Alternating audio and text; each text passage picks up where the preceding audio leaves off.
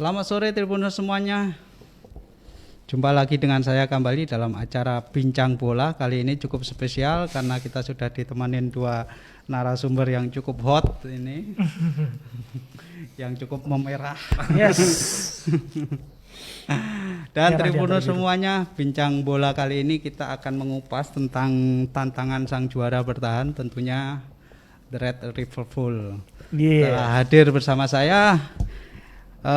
Yang pertama adalah Mas Arif Hermanto, komunitas Bitred Bali, dan kemudian David Allen, komunitas Bitred Bali. Selamat sore semuanya. Selamat sore. Dan tentunya dalam suasana apa ini? Berduka. Agak sedih ya suasana. Iya, agak mendung gitu ya. Agak mendung ya. Dan cuaca kurang bagus ya. Benar. Iya. Perlu galau-galau ini. Iya.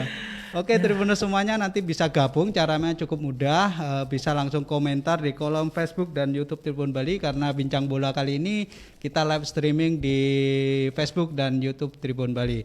Kita mulai Bincang Bola kali ini dengan topik tantangan juara bertahan.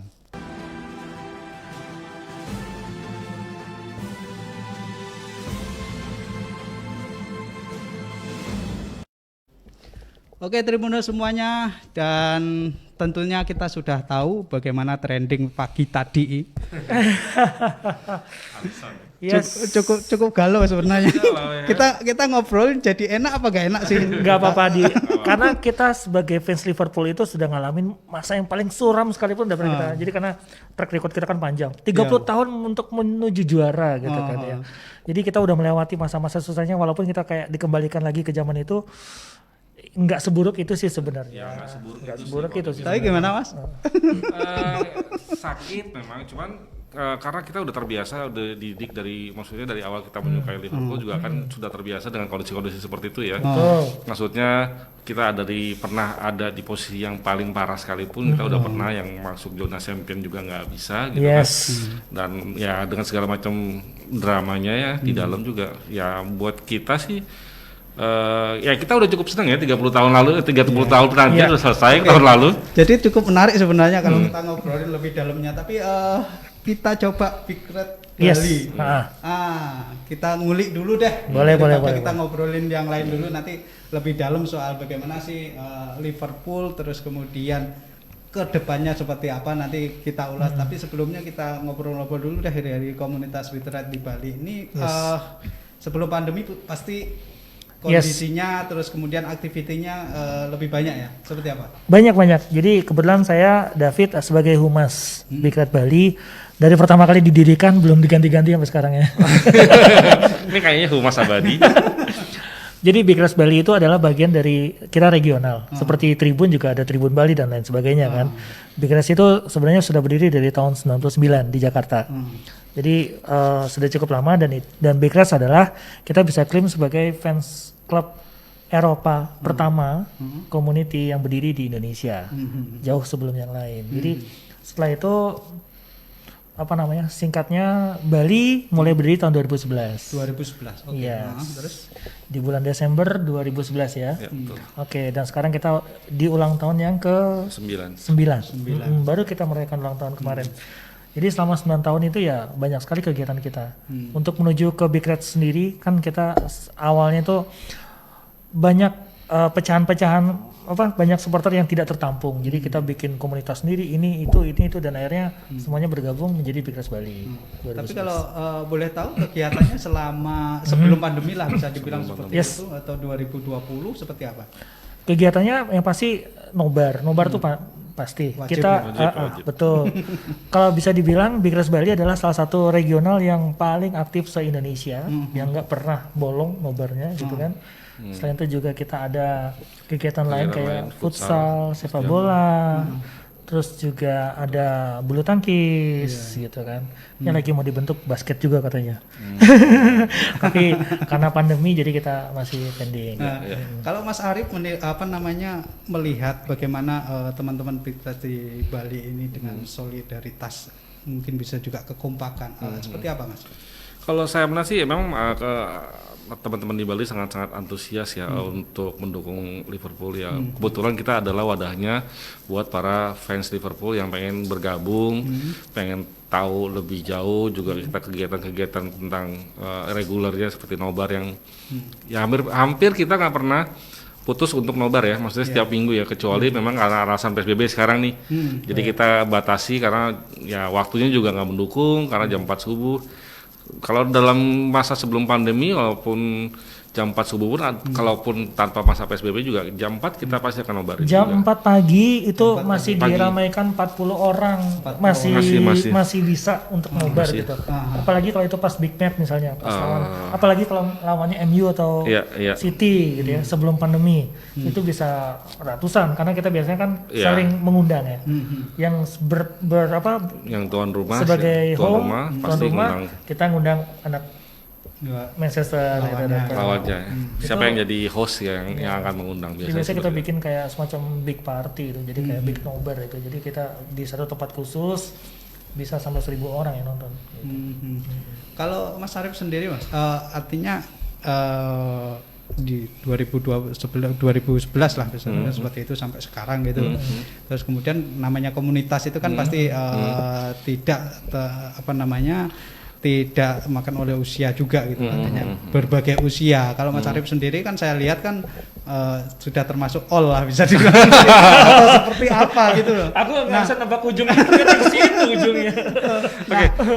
Gimana ini supaya kalau Mas David kan pasti kekinian banget. Gimana sih merawat itu supaya tetap demen gitu. Intinya lah kita memiliki kesamaan passion ya. Kalau age is about number kan, maksudnya nggak peduli kita umur berapapun, kalau memangnya punya passion yang sama, punya visi yang sama ya akan terus jalan seperti itu. Nah, kalau dibilang sebelum tahun 2011, kebetulan saya belum di Bali, masih di Jakarta, ya tetap ikut di komunitas sana, tapi nggak dalam satu organisasi, tapi mensupport aja ke sana. Cuman tahun 2011 saya masih main di Kaskus sih, lebih ke forum-forum milis dan segala macamnya gitu. Mas, kalau Pitlet Bali ini apakah pernah ya? Kemarin itu sampai kemudian ke Anfield. Oh, jadi Bikrat sendiri kita nggak ngomongin Bali ya. Kalau anggota member kita dari Bikrat Bali banyak banget yang udah pernah ke Anfield gitu kan. Sebenarnya kemarin itu kalau misalnya tidak ada pandemi memang ada beberapa 2019 rencana itu ya kebetulan saya pribadi juga sudah nge-apply untuk kan waktu itu kita lagi di ambang juara ya, dimana poin kita jauh banget. Jadi rencananya waktu itu emang berangkat sama beberapa teman, akhirnya nggak jadi, cancel semuanya karena pandemi. Terus untuk Big Red sendiri kita juga punya setiap tahun tuh biasanya mengeluarkan paket perjalanan. Jadi paket murah lah, include tour Liverpool, berkunjung ke stadion, ke kota, jalan-jalan, museum segala macam. Jadi ada punya paket khusus setiap tahun biasanya gitu. Dan itu bisa aja sebenarnya untuk menggandeng pariwisata juga sebenarnya ya. Dalam artian pariwisata. Dan perjalanan pariwisata itu ya. Oh iya, benar.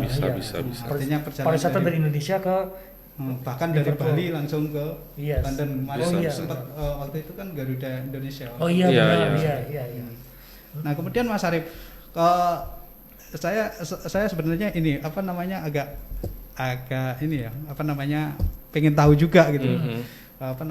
Dari mulai seberapa sih kecintaan Liverpool itu sampai sekarang itu masih ada gitu. Apa yang menyebabkan seperti itu, Mas? Kalau saya melihat Liverpool kan sebagai tim yang ya boleh dibilang klasik lah ya, karena kan saya mungkin di tahun 90-an kita nggak punya banyak akses buat menonton klub-klub yang ya Inggris lah. Waktu itu zaman 90-an lebih ke Italia kan, tapi kan tetap ada Liga Inggris. Nah, kebetulan memang salah satu yang menarik perhatian saya adalah di tim Liga Inggris adalah Liverpool ya, gitu, karena memang punya filosofi yang bagus gitu kan, dengan punya anthemnya yang sangat merakyat sekali ya, maksudnya luar biasa. Ya, terlepas dari pemainnya siapapun ya, walaupun saya mungkin awal-awal kan dari zaman Robbie Fowler, Ian Rush ya, sempat nonton juga tahun 89 di TV RI masih itu waktu tragedi Heysel, sempat nonton. Jadi ya kalau dibilang kenapa alasannya, kita nggak punya alasan masing-masing sih. Maksudnya ya suka aja, kita nggak bisa bilang Ya, karena saya bilang sih kayak Liverpool tuh kayak semacam agama. Jadi setiap orang tuh punya hidayahnya masing-masing. Iya kan? Ada saatnya orang untuk menjadi Liverpool. Nah, ada momennya. Iya, kalau dibilang kenapa pilih Liverpool pada saat itu kan kondisinya prestasi juga nggak terlalu mentereng ya. Apalagi ketika dibandingkan sama tim sebelah lah ya, yang waktu kelas 92 itu. Zaman-zaman itu teman-teman saya pasti lebih akan memilih sana. Cuman kayak saya bilang saya lebih suka Liverpool karena punya filosofi yang jelas. Gitu. Bisa juga kalau klub sebelah kan sejuta umat ya. Kalau gini oh iya. sejuta nggak ada tantangannya kalau buat saya. Kalau dari Liverpool itu kayak semacam sejuta semangat. Oh iya, anti mainstream zaman dulu. Salah satu filosofi yang saya ambil itu lah, maksudnya nggak peduli berapa kali kita main, berapa kali kita menang, tetap aja, maksudnya berapa kali kita kalah, tetap aja kita akan tetap dukung Liverpool gitu kan. Nah, Mas David, soal kesulitan dari teman-teman di Red Bali itu bagaimana? Jadi interaksinya mungkin seperti kebetulan nih, karena saya kan sebagai humas juga, jadi emang hunting juga sih untuk mencari orang-orang yang suka sama Liverpool. Tapi biasanya kalau orang udah suka Liverpool, dia akan mencari segala cara untuk bagaimana caranya bisa mengetahui komunitas di mana nonton bareng kayak gitu kan. Kemudian kita punya Instagram, punya Facebook, punya Twitter juga gitu kan. Terus untuk menjaga supaya mereka nggak sampai datang sekali terus besoknya nggak datang, saya catat tuh nomor teleponnya masing-masing. Jadi saya buat database kayak gitu kan. Jadi selain mereka tahu informasi tentang Liverpool, nonton bareng, futsal, sepak bola itu dari media sosial. Kalau media sosial kan ibaratnya mungkin satu arah ya, maksudnya orang kalau pas baca ya baru tahu gitu kan. Jadi kalau kita punya database-nya, jadi setiap kali ada kegiatan kita broadcast gitu. Jadi mereka tetap remind terus, tetap ingat. Jadi untuk setiap kegiatan selalu banyak sih yang bergabung gitu. Artinya berarti secara interaksi dan komunikasi itu betul. Betul. Platform ya. Nah, sebagai kan sekarang juga eranya sosial media ya. Sosial media itu kan pasti memainkan peranan penting buat kita juga, buat menjaring anggota-anggota baru yang suka sama Liverpool gitu kan. Ya kita maksimalkan di situ. Tapi kan sekarang memang trennya lebih ke Instagram dibanding Facebook dan Twitter ya. Tapi tetap kita punya Facebook, Twitter sama Instagram. Yang sayangnya tahun lalu Instagram kita yang udah banyak followers sempat nggak bisa satu kejadian ya agak menyedihkan sih. Kita sebenarnya nggak menuduh siapa-siapa yang imut, tapi kebetulan berselang satu hari setelah satu big match gitu. Dan kita sempat viral jadi kita ada salah satu teman yang foto-foto waktu lagi nobar, kita bawa spanduk besar yang isinya tuh nanti bisa lihat di Instagram saya seperti gara-gara itu keluar viral dan akhirnya besoknya hilang dong Instagramnya. Ya tapi nggak apa-apa sih, itu sih maksudnya dinamikanya lah ya. Kita asik aja gitu, maksudnya kita nggak. Tapi pasti asik lah kayak semacam itu, artinya pertemuan fans. Iya. Loh kita juga punya punya komunitas. Kalau kita bikin kan Liverpool semua, kita punya juga komunitas antar fans klub Eropa gitu kan. Kita kenal orang-orang siapa? Arsenal, anak Chelsea, Manchester United, Chelsea. Ya, kebetulan kita ada dalam satu jaringan komunitas fans sepak bola Eropa di Bali ya. Iya. Saya tahu juga kan yang kerja di Tribun juga ada yang ini jeda sebentar. Saya tahu di Tribun juga ada yang ini kan, fans Tottenham Hotspur, satu klub yang sangat random sekali, ada supporternya juga. Iya ada. Iya kan. Kalau di kita itu banyak sekali. Oh gitu. Banyak sekali yang beda-beda dengan beda-beda.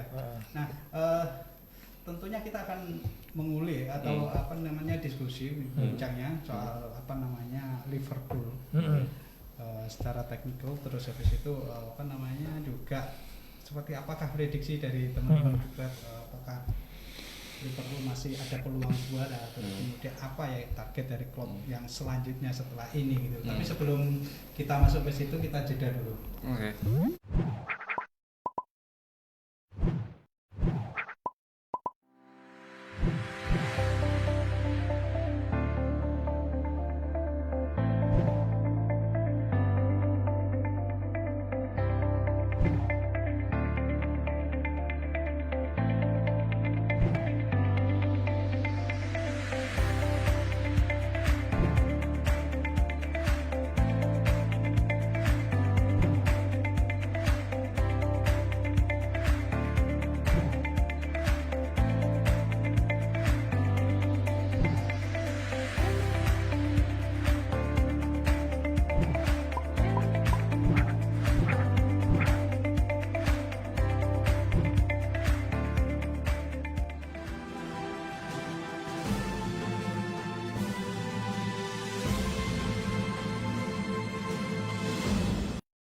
Oke, Tribuners semuanya masih dalam bincang bola, yaitu dengan topik tantangan sang juara bertahan, dan kita akan membahas secara tuntas sebenarnya kalau boleh sih. Nggak apa-apa. Kita mah santai maksudnya. Tentang Liverpool. Tapi Tribuners semuanya, kita akan baca-baca dulu komentar yang ada di Facebook Tribun Bali. Yang pertama dari Yande, apa itu ya? Next year again katanya. Ini mah udah kenyang kita diginiin. Buktinya kemarin kita juara.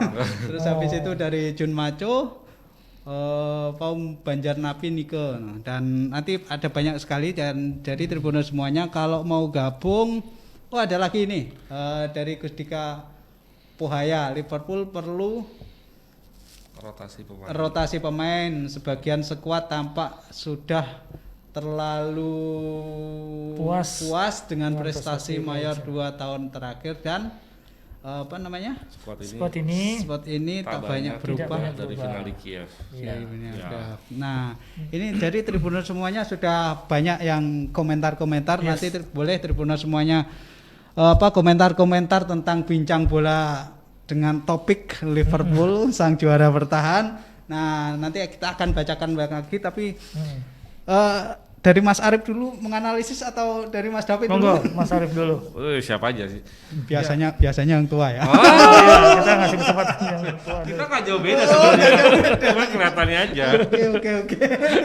Oke. Kita analisis match yang kemarin itu, yang semalam di ya. Anfield. Oke. Kalau boleh dibilang memang skuad yang sekarang kalau dalam penilaian saya memang skuad yang udah nggak kurang motivasi ya untuk meraih lebih dibanding tahun lalu, karena boleh dibilang 2 tahun terakhir ini kita udah memperoleh semua yang kita belum pernah dapat. Ya lama sekali, terutama untuk juara IPL yang kita masih menantikan sampai 30 tahun. Jadi kalau saya bilang ya memang perlu refreshment, karena beberapa juga sudah mulai berumur ya, karena udah memasuki masa-masa di atas kemasannya gitu kan. Nah memang ya di masa seperti ini kan agak sulit ya. Kenapa? Karena sekarang kita bertanding tanpa penonton ya. Atau mungkin City-nya lebih bagus, Mas Arif? Kalau dibilang enggak. Kalau lihat dari segi permainan kemarin itu kita tetap sebagai khasnya Liverpool mendominasi atas lawan itu udah kelihatan banget.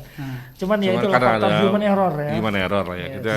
Kita nggak bilang karena secara penguasaan juga statistik bagusnya 55-45 ya, nggak terlalu jomplang banget maksudnya. Atau mungkin Mas David karena faktor lini belakang itu yang sering ganti-ganti pemain atau seperti apa? Sebenarnya bisa jadi iya juga, karena pada dasarnya Henderson itu kan nggak di posisi seharusnya. Central back ya. Dia itu kemarin berposisi sebagai central back. Kan sudah pernah dicoba kemarin 2 kali, 3 kali bahkan. Tapi kan tetap aja rasanya. Tapi kan bukan di pos utamanya sebenarnya, karena tugasnya Henderson adalah mengalirkan bola dari belakang dari tengah ke depan ya sebenarnya. Kita udah punya 2 center back yang baru, tapi kan masih perlu waktu untuk adaptasi kan baru direkrut gitu kan. Jadi Davis sama Obak. Iya, sama Obak. Nah, kalau kemarin katakanlah dibilang bahwa itu adalah karena biang keladinya adalah blundernya Alisson, seperti apa Mas? Ya memang faktornya juga salah satunya Alisson, kalau dibilang memang manusia ya punya ya ingat blundernya waktu Karius di final Piala Champion tahun 2018-19 ya. Tapi kan kalau di Champion itu sangat parah sekali karena itu gelar kan, cuma 1 kali pertandingan. Kalau sekarang sih ya kalau saya bilang Alisson sudah cukup baik selama ini, memang pada saat itu kebetulan kemarin lagi kurang ini aja sih, kurang fokus atau gimana gitu loh. Saya menarik dari analisisnya Mas Arif tadi, artinya sekarang ini Liverpool itu katakanlah sudah bergelimang tahta lah, bisa dibilang seperti itu, dan itu membawa psikologi dari pemain-pemain Liverpool itu katakanlah apa sih yang mau dicari lagi gitu dan lain sebagainya. Apakah seperti itu? Karena di posisi di mana-mana kita tahu ya, merebut kayaknya lebih gampang daripada mempertahankan ya. Jadi kayak mempertahankan tuh satu beban gitu kan. Jadi istilahnya apalagi di Inggris, sepak bola di Inggris itu kan penuh sorotan ya, bukan cuma timnya aja tapi secara personal juga banyak yang intrik, banyak yang ngikutin, banyak paparazzi, jadi penuh tekanan gitu. Apalagi di posisi pertama untuk mempertahankan, saya rasa sih itu wajar untuk sebuah tim yang 2 tahun ini banyak banget prestasinya, kita udah mendapatkan semuanya, champion kita dapat, juara dunia, Super Eropa, Premier League gitu kan, jadi semuanya udah kita dapetin, jadi mungkin semacam tim ini lagi lelah gitu loh. Ya. Apalagi ditunjang dengan tidak, ya walaupun bukan excuse ya, karena semua orang juga tanpa penonton gitu kan. Tapi ini tim ini udah lelah. Mungkin cukup menarik ketika ngomongin di masa pandemi ini ya. Artinya setiap pertandingan itu sepertinya ada anomali hasilnya. Jadi nggak menentukan siapa tuan rumah, pasti. Kemudian siapa yang tamunya, tim tamu gitu. Seperti itu Mas Arif. Ya kalau saya bilang salah satu kredit poinnya juga seperti itu, karena kan kalau kita tahu Anfield begitu dikenal begitu angker ketika ada penontonnya yang sangat-sangat berisik, sangat-sangat suportif. Pernah diukur tuh desibel suara penonton itu dari seluruh Inggris, Anfield yang paling kenceng. Dan 2 tahun kemarin dapat penghargaan dari UEFA ya, waktu sama Dortmund. Nah itu juga kan maksudnya salah satu pengaruh secara psikologis pemain ya, karena kalau kita bicara pertanding tanpa penonton kan itu seperti kita latihan biasa aja kan, nggak ada euforianya, nggak ada sorak-sorakan penonton yang bikin semangat kan, agak-agak pasti itu mempengaruhi secara psikologis sih kalau saya bilang. Oke, kalau lihat di lapangan tengah ada Thiago kemarin kan sempat pertama-tama itu kan cepat bagus itu. Ya, nah sekarang kok menurun terus.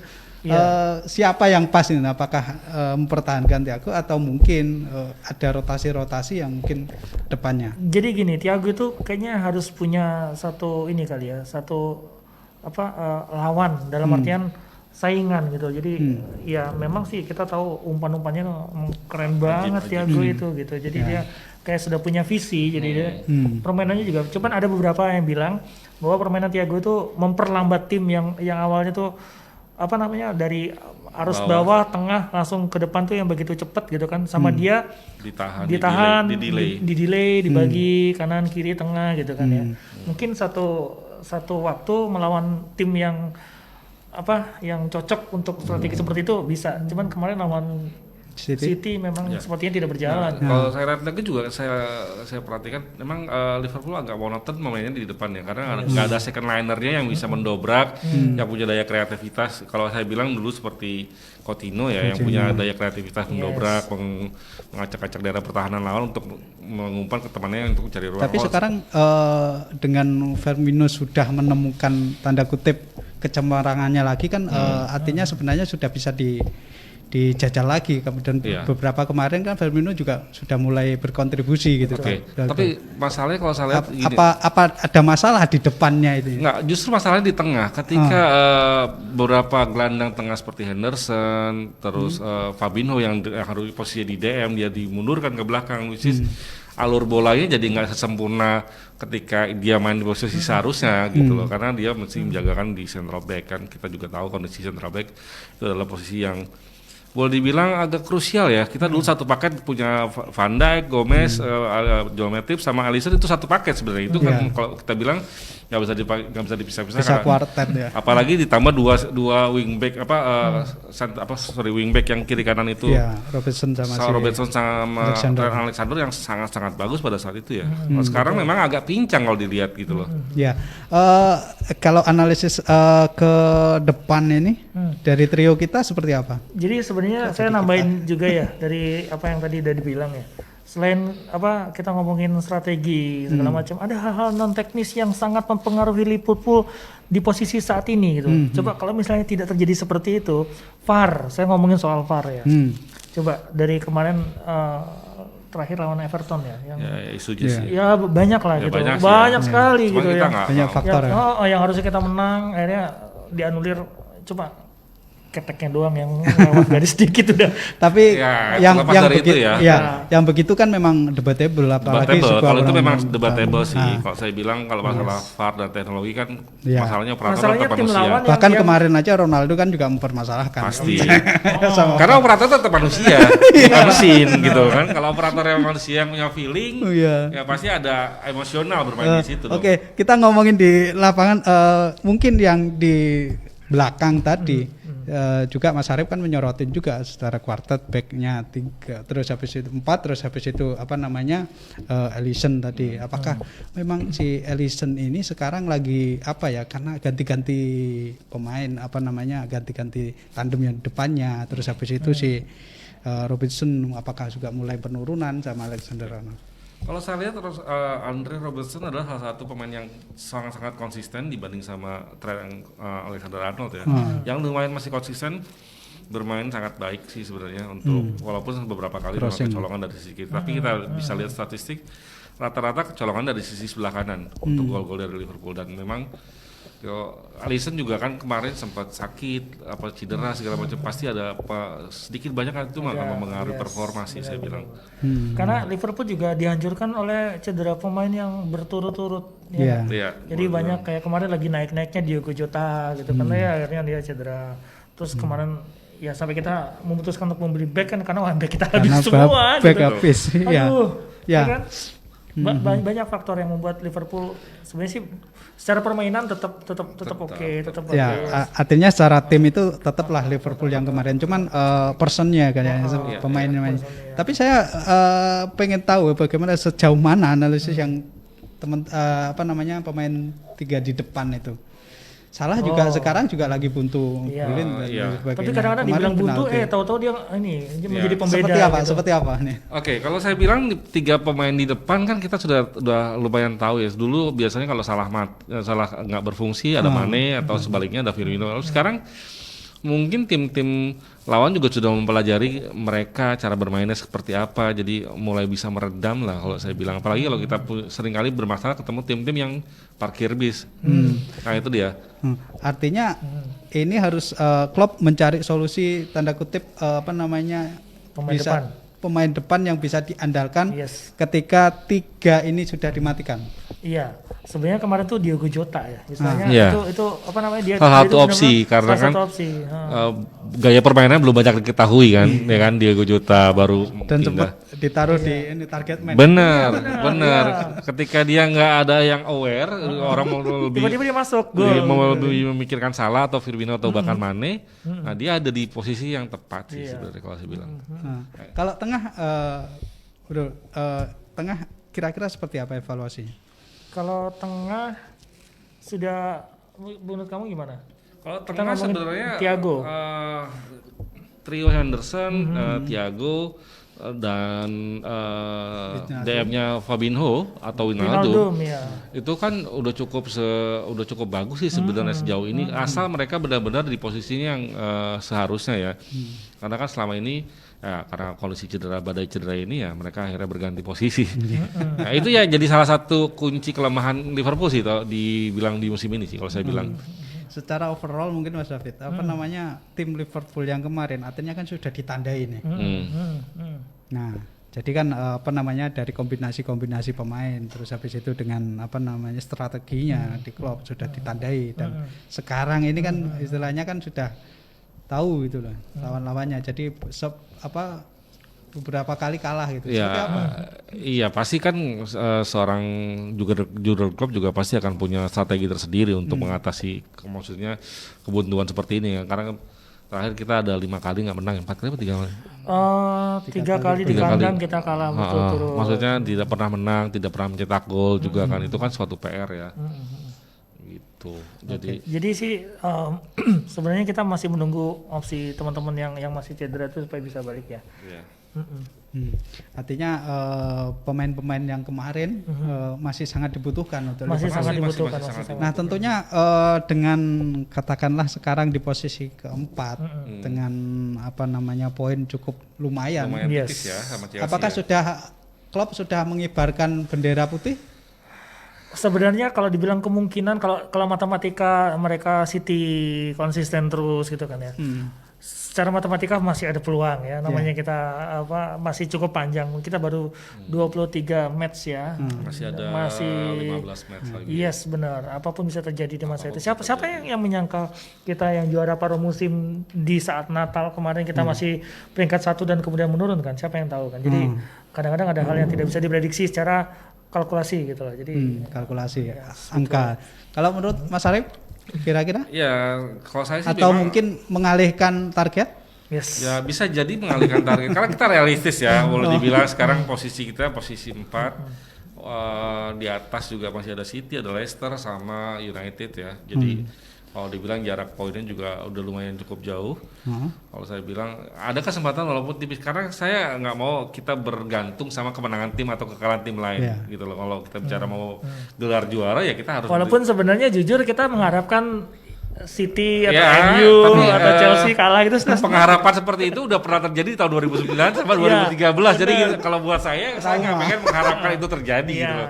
Tapi kalaupun terjadi ya oke lah. Besok kan kita bikin status gitu. Tapi ketika kemenangan kita ditentukan oleh tim lain tuh sangat-sangat nggak menarik sih.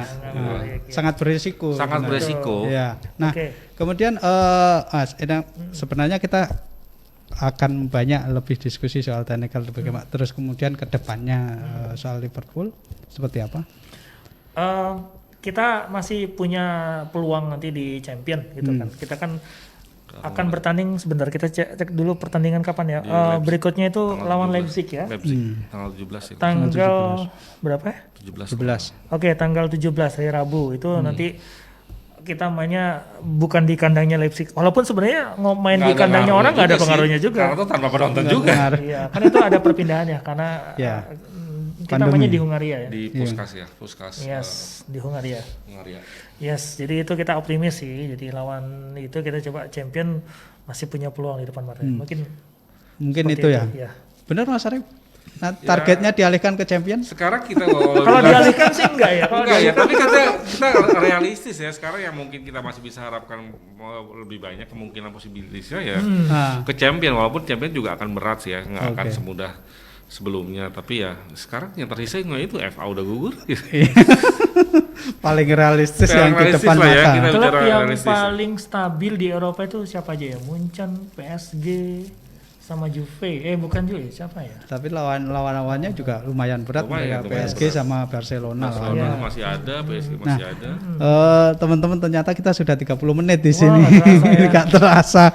Jadi biasa sebelum kita akhiri bincang bola ini kita minta closing statement dari teman-teman. Mungkin Mas Arif dulu atau Mas David dulu closing statementnya seperti apa? Oke, jadi saya mengutip sebuah quotes dari Bob Paisley.